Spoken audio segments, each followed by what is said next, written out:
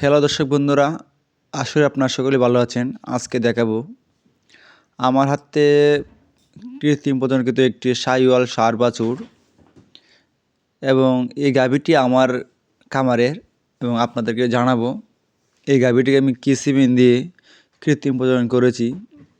আপনারা দেখতে পাচ্ছেন একটি সুন্দর একটি ষাঁড় বাছুর। এই বাছুরটি আমি ইডিয়াল কোম্পানির 100% সাহিওয়াল 38-10-88 বোল দিয়ে কৃত্রিম প্রজনন করেছি। দেখেন অনেক সুন্দর একটি ষাঁড় বাছুর হয়েছে। এটি বয়স হলো 1.5 মাস। দেখেন অনেক বড় এবং নাতুস গুতুস বাচ্চাটা হয়েছে। যাই হোক, মূলত এইটির মা হলো দেশি গাভী আমার খামারের, আর আমার খামারের নাম হলো হরিকমল এগ্রো ফার্ম।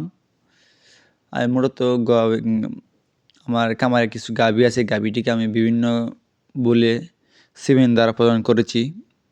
দেখতে পাচ্ছেন অনেক সুন্দর। মূলত আমি এটিকে প্রচুর পরিমাণে দুধ খাওয়াই, যার কারণে বাচ্চার গ্রোথটি ভালো থাকে। যারা আপনারা খামারে আছেন অবশ্যই আপনাদেরকে খামারে বাছুর হলে আপনার বাছুরকে পর্যাপ্ত পরিমাণ দুধ খাওয়াবেন, তাহলে দেখবেন বাচ্চার গ্রোথ ভালো আসে। এবং সঠিক সময়ে কৃমিনাশক করবেন, তাহলে আপনার বাছুরটি ভালো থাকবে।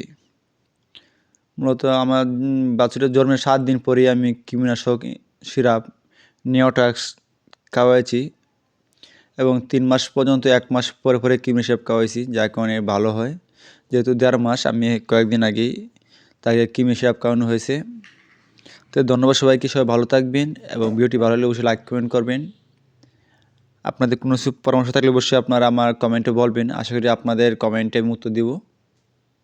আর ভিডিওটি কেমন হলো অবশ্যই আপনারা জানাবেন। সবাই ভালো থাকবেন। ধন্যবাদ সবাইকে।